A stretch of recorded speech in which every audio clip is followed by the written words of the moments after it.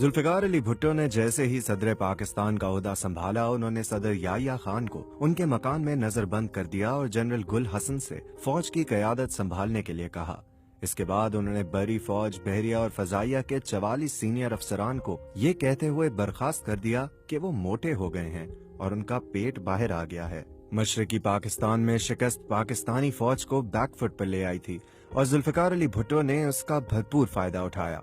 जुल्फिकार अली भुट्टो की वो कौन सी गलतियां हैं जो फौजी बगावत की बुनियाद बनी? आप सुन रहे हैं BBC उर्दू की ऑडियो स्टोरी और मैं हूं साद सुहेल। कुछ ही दिनों के बाद जनरल गुल हसन भी उनके दिल से उतर गए और उन्हें एक ऐसे चीफ की जरूरत पड़ गई जो आंखें बंद करके उनके हर हुक्म को बजा लाए। ओवन बेरेट जोन्स ने अपनी किताब the Bhutto dynasty struggle for power in Pakistan में लिखा है कि भुट्टो ने गुल हसन को बर्खास्त करने का हुक्म अपने स्टेनोग्राफर के बजाय अपने एक सीनियर साथी से टाइप करवाया। जनरल गुल हसन की बर्खास्तगी के हुक्म के बाद उन्होंने अपने काबिल एतमाद साथी गुलाम मुस्तफा खर से जनरल गुल हसन के साथ लाहौर जाने को कहा ताकि गुल हसन से उस वक्त तक कोई राब्ता न हो जब तक कि उनके जानशीन की तकर्री का हुक्म जारी न हो जाए। इस फैसले की मुखालफत करने वाले मुमकिन अहदेदारों को एक फर्जी इजलास के लिए तलब किया गया और उन्हें इस वक्त तक वहां रखा गया जब तक कि गुल हसन का इस्तीफा नहीं ले लिया गया। रेडियो और टीवी स्टेशंस पर पुलिस तैनात कर दी गई और पीपल्स पार्टी ने रावलपिंडी में एक अवामी जलसा इस मकसद के साथ मुनक्किद किया कि कहीं सदर भुट्टो को इस मामले में अवामी हिमायत की जरूरत न पड़ जाए। गुल हसन के बाद भुट्टो ने अपने काबिल एतमाद जनरल टिक्का खान को पाकिस्तानी फौज का सरबराह मुकर्रर किया। कुछ ही महीनों में भुट्टो का तकब्बुर इतना बढ़ गया कि उन्होंने पार्टी के सीनियर साथियों की भी तौहीन शुरू कर दी। भुट्टो की सवाने उम्री जुल्फी भुट्टो ऑफ पाकिस्तान में स्टैनली वुलपर्ट ने लिखा कि 2 जुलाई 1974 को भुट्टो ने सदारती अमूर के वजीर जलालुद्दीन अब्दुल रहीम या जे रहीम और मुतअद्दिद सीनियर साथियों को इशाइये पर मदऊ किया। इशाइये का वक्त 8 बजे था, लेकिन मेजबान भुट्टो खुद वहां नहीं पहुंचे। जब रात के 12 बज गए तो रहीम ने अपना ग्लास मेज पर रखा और चीख कर कहा, तुम सब चमचे जब तक चाहो उस वक्त तक लाड़काना के महाराज का इंतजार करो, मैं तो अपने घर जा रहा हूँ। जब भुट्टो ज़ियाफत पर पहुँचे तो हफीज पीरजादा ने उन्हें रहीम के सलूक के बारे में बताया। देर रात गए वजीर आजम की सिक्योरिटी के सरबराह ने रहीम के घर जाकर उन्हें इतना मारा कि वो बेहोश हो गए। जब रहीम के बेटे सिकंदर ने इस मामले में मुदाखलत करने की कोशिश की तो उसे भी मारा पीटा गया। जब टिक्का खान की मुद्दत मुलाजमत खत्म हुई तो उन्होंने भुट्टो को अपने जानशीन के लिए मुमकिना 7 लोगों की फहरिस्त भिजवाई। इसमें उन्होंने दानिस्ता तौर पर जनरल ज़ियाउल हक का नाम नहीं रखा क्योंकि उन्हें हाल ही में लेफ्टिनेंट जनरल के तौर पर तरक्की दी गई थी, लेकिन भुट्टो ने उन्हीं के नाम पर मुहर सब्त की। शायद उसकी वजह यह थी कि ज़िया ने भुट्टो की चापलूसी में कोई कसर नहीं छोड़ी थी। ओवन बेनेट जोन्स लिखते हैं कि कई बार जनरल ज़िया ने अपने मुल्क और फौज की खिदमात के बदले भुट्टो को तलवार पेश की। एक बार उन्होंने भुट्टो को न सिर्फ आर्मर्ड कोर का तनख्वाह न लेने वाला चीफ कमांडर करार दिया बल्कि उनके लिए फौज की मखसूस वर्दी भी सिलवाई। भुट्टो की सवाने उम्री में स्टैनली वुलपर्ट लिखते हैं कि ज़िया ने कभी ये तासुर नहीं दिया कि वो कोई फौजी बगावत कर सकते हैं। भुट्टो ने उन्हें कभी संजीदगी से नहीं लिया। वो अक्सर उनके दांतों का मजाक उड़ाते थे। उनके बारे में एक कहानी मशहूर थी कि एक बार ज़िया सिगरेट पी रहे थे। इसी वक्त भुट्टो कमरे में दाखिल हुए। इस खौफ से कि भुट्टो को अपने सामने सिगरेट पीते देखकर बुरा न लगे, उन्होंने फौरन जलती सिगरेट अपनी जेब में डाल ली। थोड़ी देर बाद कमरे में कपड़े जलने की बू फैल गई। जुल्फिकार अली भुट्टो ने सोचा कि जो शख्स उनसे इस कदर डरता हो वो उनके खिलाफ कैसे बगावत कर सकता है। इसी दौरान भुट्टो हुकूमत के खिलाफ मुल्क भर में मुजाहरे शुरू हो गए। भुट्टो की बेहतरीन काविशों के बावजूद अमनो अमान बहाल होता नजर नहीं आ रहा था। लाहौर में 3 ब्रिगेडियर्स ने लोगों पर फायरिंग से इनकार कर दिया। एक जगह फौजियों ने गोली चलाने के हुक्म की तामील की, लेकिन उन्होंने हुजूम के सर से ऊपर फायरिंग की। ओवन बेनेट जोन्स लिखते हैं कि भुट्टो की सबसे बड़ी गलती अपने मुखालिफिन से मुज़ाकरात में आर्मी कोर कमांडरों को शामिल करना थी। वो लिखते हैं कि भुट्टो के नुक्ता नजर से वो फौज को साथ लेकर चलने की कोशिश कर रहे थे, लेकिन फौजी अफसरान ने उन्हें दूसरी नजर से देखा।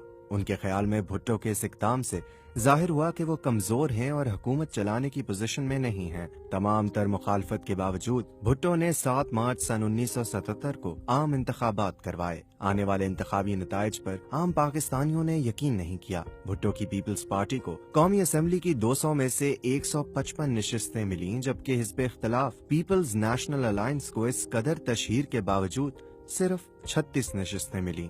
سن 1970 کے انتخابات میں جب پیپلز پارٹی اپنی مقبولیت کے عروج پر تھی، اس وقت اسے صرف 39% ووٹ ملے تھے، جبکہ اس انتخابات میں ان کا ووٹ 55% ہو گیا تھا۔ بھٹو کے خلاف حزب اختلاف کی بڑی انتخابی مہم کے باوجود انہیں صرف 39% ووٹ ملے۔ انتخابات کے بعد کے ماحول کا ذکر کرتے ہوئے کوثر نیازی اپنی کتاب last days of premier Bhutto میں لکھتے ہیں کہ وزیر اعظم کی رہائش گاہ پر حفیظ پیرزادہ، رفیع رضا اور اپنے 2 دوستوں کے ساتھ بھٹو بیٹھے تھے۔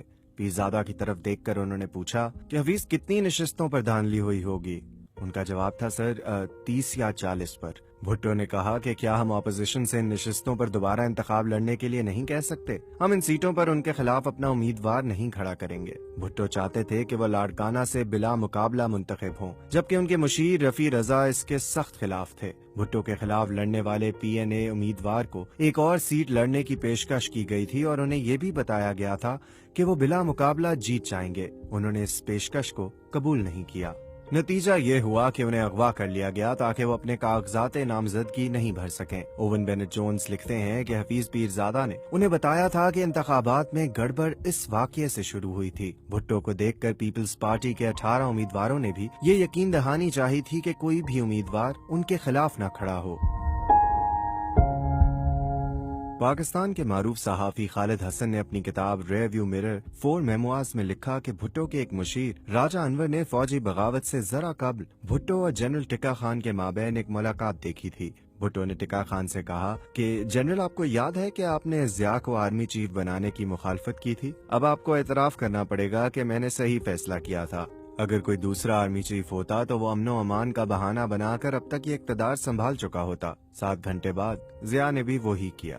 گرفتاری کے بعد بھٹو پر اپنے سیاسی حریف محمد احمد خان قصوری کے قتل کا الزام عائد کیا گیا۔ سرکاری گواہ محمود مسعود نے گواہی دی کہ ذوالفقار علی بھٹو نے انہیں قصوری کے قتل کا حکم دیا تھا۔ وکٹوریہ اسکوفیلڈ اپنی کتاب بھٹو ٹرائلز اینڈ ایگزیکیوشن میں لکھتی ہیں کہ مولوی مشتاق حسین 5 ججوں کی بینچ کے سربراہ تھے۔ بھٹو کے ساتھ پرانی دشمنی تھی۔ جب بھٹو اقتدار میں تھے تو انہوں نے 2 بار جونیئر ججوں کو ان سے پہلے پروموٹ کیا تھا۔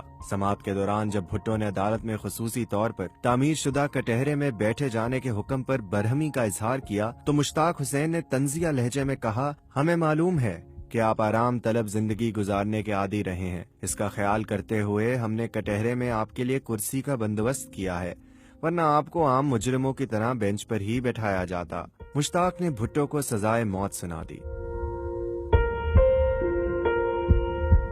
بھٹو نے اس کے خلاف سپریم کورٹ میں اپیل کی۔ فروری سن 1979 میں سپریم کورٹ نے بھی ہائی کورٹ کے فیصلے پر 4-3 کے فرق سے مہر لگا دی۔ اوون بینٹ جونز لکھتے ہیں کہ اس سے پہلے کبھی بھی قتل کی سازش کے مقدمے میں موت کی سزا نہیں سنائی گئی تھی اور نہ ہی عدالت عظمیٰ کے ججز مجرم کی سزا اور جرم کے بارے میں متفق تھے۔ اس سزا پر یہ بھی سوالات اٹھے کہ ملزم کو اس وقت بھی قتل کا مجرم ٹھہرایا گیا تھا، حالانکہ وہ جائے وقوع پر موجود بھی نہیں تھا۔ بھٹو نے فیصلے کے خلاف نظر ثانی کی درخواست بھی دائر کی، لیکن اس بنیاد پر اسے مسترد کر دیا گیا کہ اس میں یہ بحث نہیں کی گئی کہ پچھلے 2 مرحلے کے فیصلے میں قانون کی خلاف ورزی ہوئی ہے۔ روس کے صدر برزنیف، چین کے سربراہ ہوا گفنگ اور سعودی عرب کے شاہ خالد سمیت دنیا بھر کے متعدد رہنماؤں نے بھٹو کی سزا کو معاف کرنے کی اپیل کی۔ برطانیہ کے وزیر اعظم جنرل ضیاء کو 3 خط لکھے، جس میں ایک خط کے آخر میں انہوں نے لکھا، بطور فوجی آپ کو ایک پرانی بات یاد ہوگی کہ میدان جنگ میں تو گھاس بہت جلدی آگ پکڑتی ہے،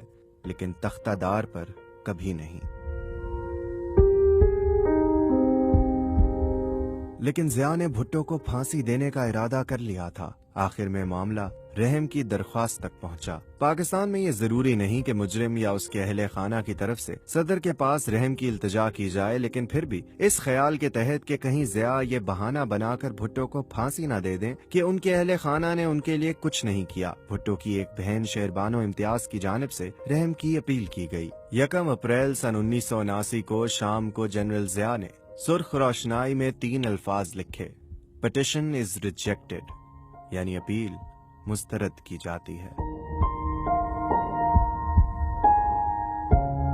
اس آڈیو سٹوری کی اسکرپٹ کے مصنف ہیں ریحان فضل، جن کا تحریر کردہ آرٹیکل پڑھنے کے لیے آپ وزٹ کر سکتے ہیں bbcurdu.com۔